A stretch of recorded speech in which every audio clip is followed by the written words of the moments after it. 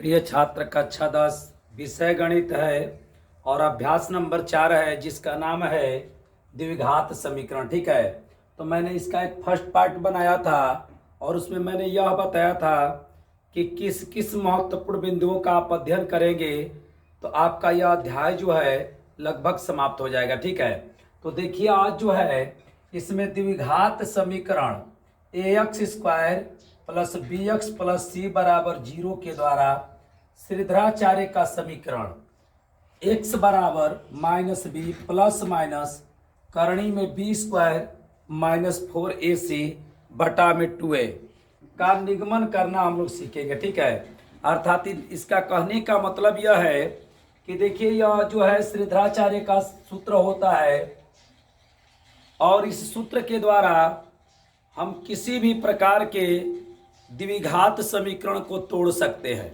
ठीक है, यही एक सूत्र है।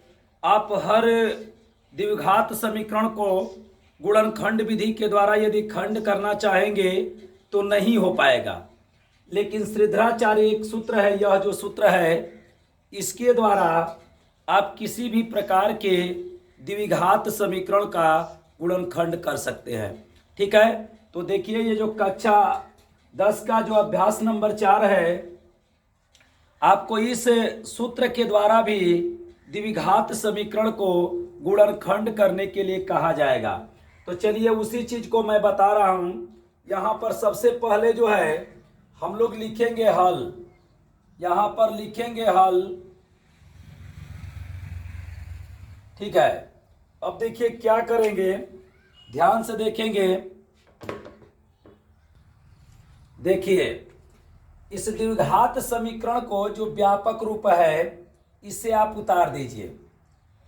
ax² plus bx plus c बराबर 0।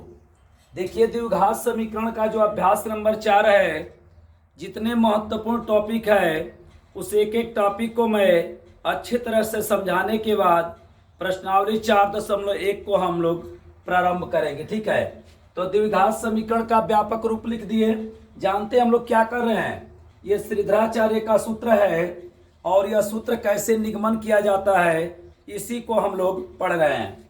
अब क्या करेंगे, देखिए यह ax² प्लस bx बराबर -c, बात समझ में आ गया।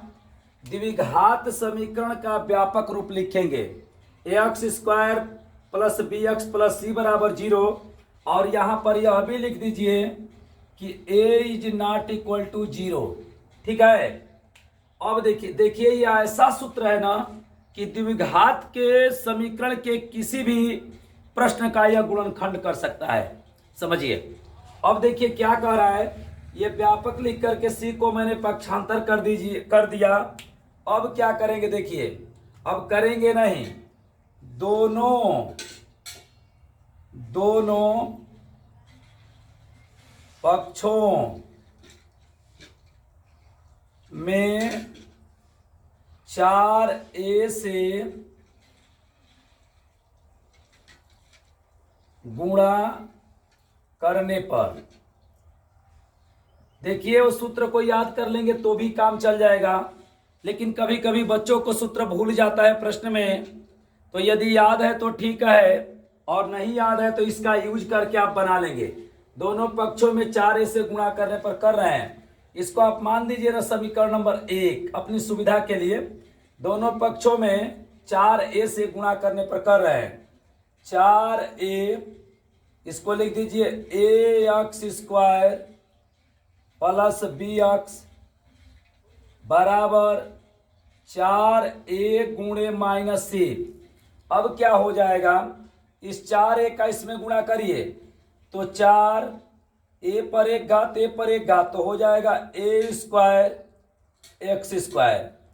धन धन में गुणा होगा तो धन हो जाएगा 4 और a यहाँ पर a नहीं है तो a और b और x और बराबर क्या करिए कि आप लिख दीजिए -4ac। ठीक है ना, धन ऋण ऋण होगा, 4 को उतार दीजिए, ए यहाँ पर एक भी नहीं है तो ए को लिख दीजिए और सी को लिख दीजिए। अब क्या करेंगे देखिए, दोनों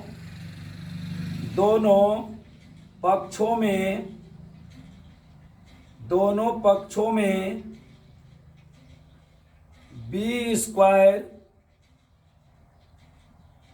जोड़ने पर, किसको जोड़ने पर?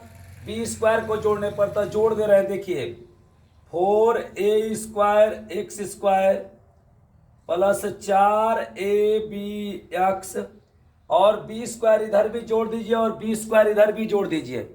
कहेंगे सर याद करना पड़ेगा, एकदम आप याद कर लीजिए।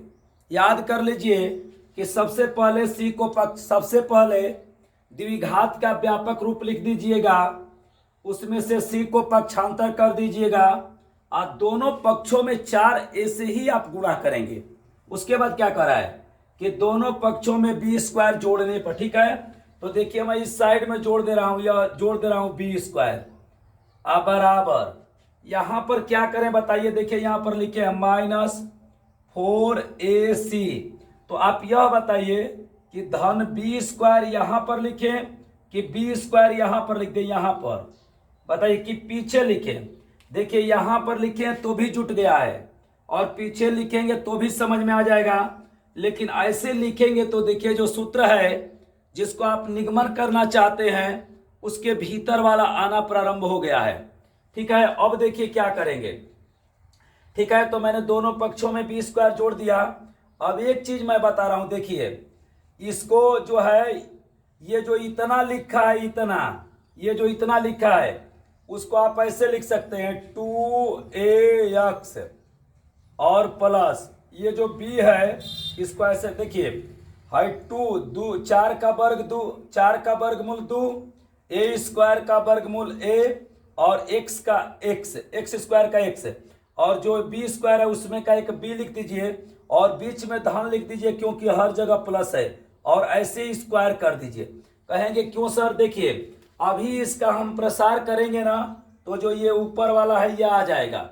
अगर इसका हम प्रसार कर दें तो ये आ जाएगा। जैसे देखिए यहां पर करके मैं दिखा दे रहा हूं, 2ax प्लस b का होल वर्ग। देखिए इस पर स्क्वायर, इसके ऊपर स्क्वायर प्लस इसके ऊपर स्क्वायर, माने दोनों पदों पर 2 घात। देखिए 2ax पर स्क्वायर, भाई a धन b का होल स्क्वायर होता है ना, a प्लस b का होल स्क्वायर होता है ना कि a square plus b square plus 2ab, जिसको हम ऐसे कहते हैं इस पर 2 घात, पहले पद पर 2 घात, दूसरे पद पर 2 घात। देखिए है ना, और आगे 2 इस दोनों का गुणा, सही है ना। तो उसी तरह से देखिए इस पर वर्ग प्लस, अब इस पर 2 घात लिख दीजिए, इस पर दूसरे पद पर 2 स्क्वायर। अब जानते हैं क्या करेंगे, प्लस आगे 2 सूत्र का है, यह 2 सूत्र का है, गुणे यह और गुणे यह, तो 2ax गुणे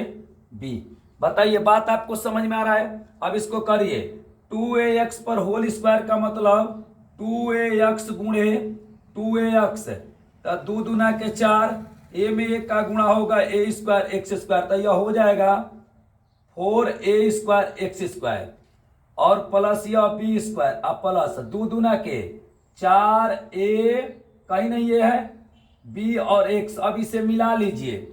बताइए इसको, ये जो है उसको आपने ऐसे लिखा, इस प्रकार से लिख दिया, और इसका जब प्रसार कर रहे हैं तो ये आ जा रहा है कि नहीं आ जा रहा है? तो कहेंगे सर हम कैसे लिख पाएंगे? तो देखिए मैं आपको एक अच्छा तरीका बता रहा हूं। यह 4a स्क्वायर एक्स स्क्वायर जो है ना, तो 4 का वर्गमूल निकालिएगा 2, a स्क्वायर का वर्गमूल a और x स्क्वायर का वर्गमूल x, और यहां से b स्क्वायर का वर्गमूल b, और इसको लिख करके और इसको लिख करके, और इसमें हर जगह धन है तो प्लस लगाइएगा, उसके ऊपर स्क्वायर कर दीजिएगा बराबर। देखिए बी स्क्वायर माइनस 4ac, ठीक है, बात समझ में आ रहा है? अब क्या करेंगे, ये 2 घात हटा दीजिए, आप इस पर से 2 घात हटाइए, 2ax प्लस b, और जैसे ही ये 2 घात हटेगा इधर का जो ये पूरा फंक्शन है बी स्क्वायर माइनस 4ac ये करनी में चला जाएगा, ठीक है। कोई भी संख्या करनी में हो तो उसका हम निकालते हैं वर्गमूल। आज जब वर्गमूल निकालते हैं तो उसको लिखते हैं धन ऋण चिन्हों के साथ, ठीक है ना। वर्गमूल निकालते हैं तो लिखते हैं धन ऋण चिन्हों के साथ। अब क्या करेंगे देखिए 2ax, अब इस b को इधर पक्षांतर कर दीजिए तो बताइए यह b धन चिन्ह के साथ है ना, और इधर आएगा तो धन ऋण में हो जाएगा। तो बताइए पीछे लिखे कि आगे लिखे, कहीं लिखिए ऋण लगा के लिखिए ऋण b। कहेंगे सर आप ऐसा क्यों लिख रहे हैं, देखिए इसको भी मैं ख्याल कर रहा हूं, इसमें ऋण b पहले है इसलिए मैंने ऋण b को पहले लिख दिया, और इसको लिख दे रहा हूं प्लस माइनस करणी में बी स्क्वायर। ये देखिए ये धन है ना, ये धन b है, इधर आया तो माइनस b हो गया, और इस पूरे चीज को उतार दे रहे हैं -4ac। और अब देखिए ये हो गया, यहां पर हो गया, एक लाइन और करिए x बराबर अब करिए x बराबर ये 2a गुणा में है तो इसको भाग कर दीजिए -b प्लस माइनस करणी में b स्क्वायर -4ac और बटा में 2a हो जाएगा, ठीक है। बताइए अब इस तरह से ये जो है आप मिला करके देख लीजिए, जो यह आपका श्रीधराचार्य का सूत्र है उसका निगमन हो गया। अब जब प्रश्न को हल करेंगे तो एक बार धन चिन्ह लेकर के लिखेंगे, एक बार माइनस मिला के देख लीजिए, ठीक है। x बराबर -b, देखिए -b प्लस माइनस करणी में b स्क्वायर -4ac, देखिए b स्क्वायर -4ac बटा में 2a और 2a है, ठीक है। अब एक चीज और मैं आपको अच्छे तरीके से बता दे रहा हूं, आप इसको ऐसे भी लिख सकते हैं, ठीक है। आप इसको ऐसे भी लिख सकते हैं, लेकिन इसको आप दिमाग में रखिएगा x बराबर, कहेंगे सर हमेशा x बराबर लिखेंगे, नहीं, x में सवाल दिया रहेगा तब x में लिखिएगा।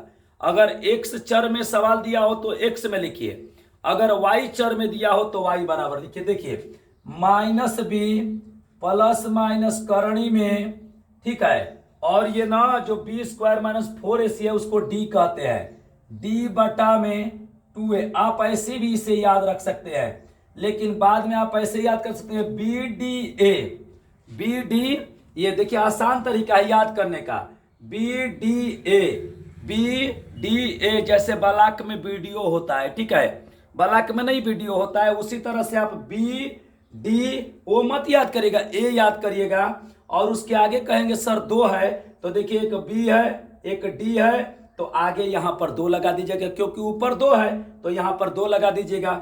और देखिए bda, तो d को करनी में करिएगा, आज जब आवश्यकता पड़ेगा तो मैं बता रहा हूं ना, d को भी विविधकर कहते हैं, d बराबर होता है b स्क्वायर -4ac। तो अगर इस सूत्र को याद रखेंगे bda, और ऊपर 2 है, b है d है, तो इसीलिए इसके आगे 2 है, और d बराबर होता है b स्क्वायर -4ac। तो जब आवश्यकता पड़ेगा तो इस सूत्र को आप लिखे रहेंगे, याद रखेंगे, जब भूलने लगेगा तो आप याद करेंगे कि सर d के जगह पर सर ने बोला था b स्क्वायर -4ac। तो इस प्रकार से मैंने श्रीधराचार्य के सूत्रों का निगमन कर दिया, और आपको भी समझ में आ रहा होगा कि सबसे पहले मैंने व्यापक समीकरण लिखा, उसमें c को पक्षांतर किया, दोनों पक्षों में 4a से गुणा किया, फिक्स चीज है। उसके बाद मैंने क्या किया, दोनों पक्षों में b स्क्वायर जोड़ दिया, और उसके बाद देखिए इसका वर्गमूल इसमें प्लस लिख के स्क्वायर किया, पुनः b को पक्षांतर कर दिया, और x बराबर मैंने लिख दिया। नेक्स्ट अगले पार्ट में अगला वीडियो देखेंगे।